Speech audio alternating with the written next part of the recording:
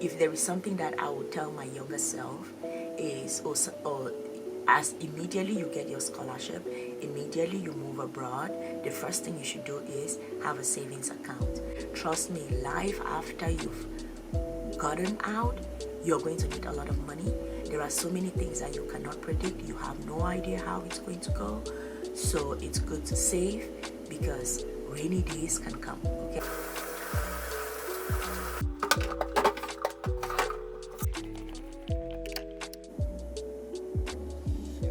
Okay, so good morning.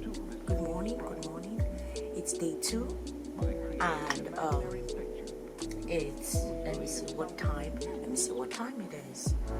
It's 9:52 a.m. and I just got out from having a shower, and today I'm home as usual.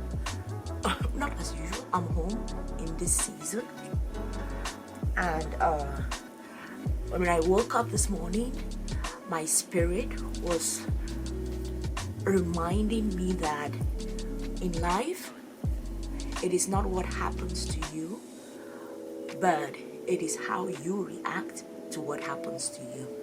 So today, yesterday I shared with you all about visa issues in Japan.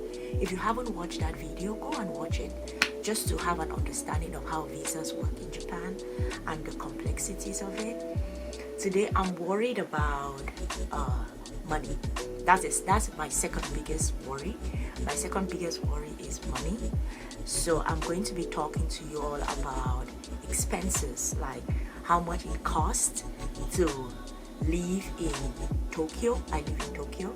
How much it costs, and if you are someone who wants to travel abroad, who wants to study abroad, who wants to get a scholarship, who wants to move abroad, it is extremely important that you budget.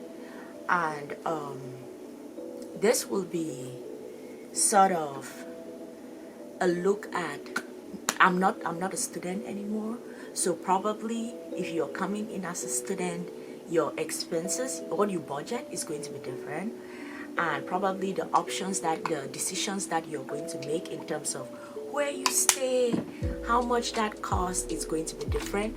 So take this with a grain of salt and just use it as some kind of a rough idea on what you can do in terms of budgeting, right? Okay. So as we go along, I'm going to be making some notes here such that you all can follow. So this is my budget, and the reason why I'm budgeting is not even because I know what I'm doing. Like I know where I'm going to get the money from. No, I don't. But I want to budget because I need to plan on how to get this money. How do I make this money every month, right? I need to plan that. So that's why I'm drinking a green tea. Everybody drinks green tea in Japan. So I'm just going to get a bag of this, and then I put in my cup here, and then I have water that I boiled. I'm just going to pour it inside and let it set for a little bit. Let it set for a few minutes, and my green tea will be ready. I'm also doing my morning routine, so I'm doing so many things as we go along in this video. So the first thing that I have to think about is rent. How much do I pay as rent currently? So this is number one is rent, and my rent is give and take 90,000 yen. So that is how much I pay every month. I live in a shared house. Let me tell you all a little bit about my accommodation. Oh, let me tell you all about my accommodation when I was in school, and then when I left. When I was at the University of Tsukuba, I was living in the dormitories. And international students, when you're going to if you're coming to a university in Japan, or you're going to any university abroad, look into the dormitories, because the dormitories are way cheaper compared to those that live in apartments. If you live, because I was living in the dormitory, and University of Tsukuba has tons of dormitories that students can stay at, and I was in my first dormitory. I was paying 15,000 yen per month. 15,000 yen. Just imagine how cheap. Like in hindsight, I'm like, oh my goodness, I was paying 15,000 yen per month at that time. And then later on, I moved to an expensive dormitory, and I was paying 30,000 per month. Just imagine, I was thinking of 30,000 per month at that time as expensive. Anywho, I moved to an expensive still dormitory, and I was paying 30,000 per month. And then after that, I moved to an apartment, and in the apartment I was paying like 50,000 a month. And then now I moved into a shared house. This is something that many people, I don't know if this happens in other parts of the world, but Japan has shared houses where you have, like, one day I will show you all. Maybe if you all want to see, let me know. I don't know, I'll just show you all maybe at some point. A house, it's like 5 floors. I live on the 5th floor, and each person has their room, but we have like a common lounge, we have a common kitchen area, we have a common movie area, we have a common gym, we have a common music room, we share bathrooms, we share toilets. So everybody has their room, but we share all of those things. And then our lounge is really, really huge compared to Japan size, because most times when you go through in Japan, houses look like shoe boxes. And but our lounge is like really, really huge. Our kitchen is really, really huge. So maybe one day I'll show you, or maybe at some point. Okay, so rent 90,000 yen. And then the next thing is number 2, which is like, oh, and one thing about the rent in this particular shared house that I live in is that it includes utilities. So this is rent plus utilities. So things like light bill, water bill, internet bill, all of this is included here. So probably like relatively, I don't know, 90,000 yen. Some people think it's cheap, some people will say it's not cheap, but yeah, that's what I pay. And then the next thing is taxes. Let me explain. I'm going to put a question mark on the taxes, because in Japan, right, you have residency tax. And with residency tax is calculated according to how much you make, and also according to the city that you live in. But I moved into this new city last year, and because actually the residency tax is calculated from the location where you spent 1st of January at. Like if on the 1st of January you were in, let's say, in Tokyo, that is like your registered residence is Tokyo, then it is going to be calculated according to the place where you stay plus how much you made, or like your income the previous year. And that is why I'm putting a question mark here, because I moved to Tokyo. This is the first time living here, so I don't know exactly how much it's going to come down to. But this is April, and in Japan, April is the start of the new year. Everything resets in April, so this is the start of the new year. And one of the reasons why I lost my job is also because April is the start of the new year. So companies are restructuring, hiring, everything begins in April. So by the end of March, they are like wrapping up everything and starting in April, right? So they started the new academic year without me. So that's how it works. So if you are going to even job hunt in Japan, you have to start like, let's say, December, January, because they are preparing, and April is when everything gets kicked off, right? So that is why I've put taxes. I'm not really sure, because I'm living in Tokyo for the first time. I have no idea how taxes are calculated in this new city. I'm not very sure. And then the next thing that I am thinking about, or worried about, or that I have to consider in terms of budgeting is insurance, right? So Number three here, can you all see? Number 3 here is health insurance. Health insurance is also calculated according to your income, like your annual income. I don't know what is the math that they use specifically, but everybody has to pay health insurance. So last year I was paying about I'm just going to use the amount for last year as a benchmark. Last year I was paying about 21,000 as amount for health insurance, which probably is maybe too high, because when I was a student I was paying 2,000 yen as health insurance. But you graduate and then they say that, oh, you have to calculate. They calculate it based on income. It's not like I'm making much, and I was paying 21,000. I remember my friends telling me that, oh, go to the city hall and negotiate, let them reduce the price to like 16,000 or something, because that is average that people pay. If you live in Japan, let me know how much do you pay as insurance per month. That would be a good idea to have. And then the fourth thing that I have to worry about is pension. Japan has a pension system, and I'm going to put a question mark also here. Japan has a pension system that it's like everybody has to, if you work in Japan, you are automatically registered into the health insurance system.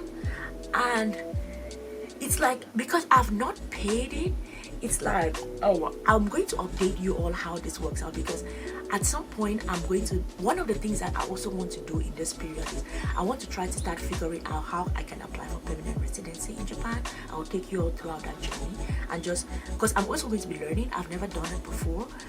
How do you transition from like this one visa to like a permanent residency visa? And I think pension, if you've not been paying your pension, or if you're back on your pension, those are the type of things that they consider. So I don't know, I'll have to do some research about pension and see exactly how it goes, and then from there I'll have to add it to that, how much I have to budget monthly. And then the next thing that I have to think about in terms of monthly budget, so this is now we are at number 5, is subscriptions. Oh my goodness, subscriptions. Give and take, I spend about 50,000 yen monthly on subscription. It's mind-boggling how much I spend on subscriptions, because I have a small team and we are working on my startup. So they have things like Cursor AI that I have to pay for, Vercel that I have to pay for, GitHub that I have to pay for, and then to edit my videos I use Descript AI, so I have to pay for that. And then Twitter, you pay for it, YouTube, you pay for it, LinkedIn, you pay for it. I have a newsletter, so I have to pay for that every month. So all of the things that I pay for as subscriptions is extremely high, so that is why it comes down to like 50,000 yen. And then number 6 is team, how much I pay for a team.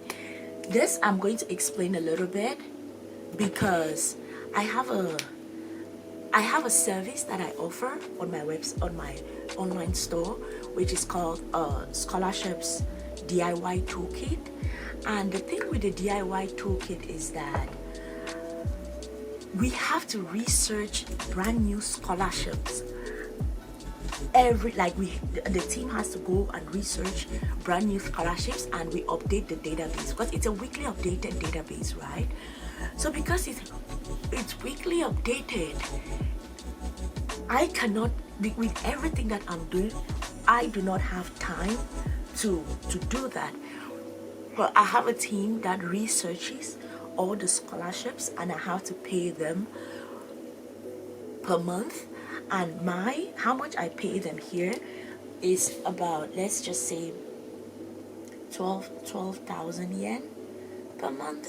12,000 yen per month. So this is like how much I have to pay this team. And then now let's talk about number 7, and probably this will be the last. Here is like food, train, just living life, because you have to take care of yourself.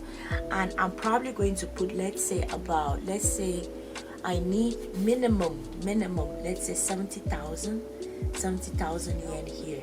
So just looking at it, this is 90,000 plus 21,000, so this is already 90, 100, 110, 110. And then here this is plus 50,000, this is 160,000, plus 12,000, 160, 170,000, so that I'm at 170,000, and then plus another 70,000, so this is what, plus another 70,000, this is 0000, and then this is 14 plus 1 here, this is 2, so this is like 240,000, and then 1,000, so this is 243,000. So this is 243,000 yen, right? And this is excluding pension and excluding taxes. So if all of these things go up to, let's just say 50,000 yen, it means that my total expenses per month is going to be about, let's say 293,000. Wrap it up, it is actually 300,000 yen. 300,000 yen is how much I have to budget just to be able to get by, and I don't have that money. I don't have that money. So I have to figure out, how do I raise 300,000 every month? And my friend is getting married in in Egypt at the end of the year, so I need a budget. I need to get on a plane and go to Egypt in order to be there for my friend's wedding, right? So how do I do that? I have no idea. And yeah, so I'll keep you all posted on how I'm going to be raising this money, what I'm going to be doing. I'll probably try to no, I guess I have an online store. I work with students for scholarships and everything, but the income there is extremely unpredictable. So because of that, I need to figure out ways of making this money. And probably worst case, because I as I said, I have a team and we are working on a startup, so maybe I'll have to sort of start pitching about the company, registering the company, and then start pitching to investors so that I can have some money to take care of myself and everything. But that's like worst case scenario. I don't know, that should probably be not worst case scenario, that should probably be my plan A, because how am I going to build this company? How am I going to register the company if I don't raise funds, right? And it's not like I have like even just the funds to get by. I don't have the funds to get by, so I need to figure that out. So yeah, that is my budgeting story. And if you're a student thinking of moving abroad, what is the one thing that I'll say it's a lesson from this, which probably several kids who are like immigrant kids face, maybe from developing countries, is that you have to always send money home, right? Because I was thinking to myself, like, if I was saving just 10,000 all through my years that I was a student, I would have probably had more than $1 million in savings right now. But I do not have any savings. I do not have any savings. So I'm practically just going each month. And if there is something that I would tell my younger self is, or As immediately you get your scholarship, immediately you move abroad, the first thing you should do is have a savings account. Have a savings account where you get, if you're getting, for those that are MEC scholars, you're getting about 43,000. Spend as you can. Let's just say spend 120,000, or if you're being really frugal, spend 100,000. Save up that 40,000. Save it up. Trust me, life after you've gotten out, you're going to need a lot of money. There are so many things that you cannot predict. You have no idea how it's going to go. So it's good to save, because rainy days can come. Okay, so this is day 2 of life abroad as a jobless PhD holder, and I'm going to keep you all updated on what I do on day 3. Okay, bye. I'll see y'all later.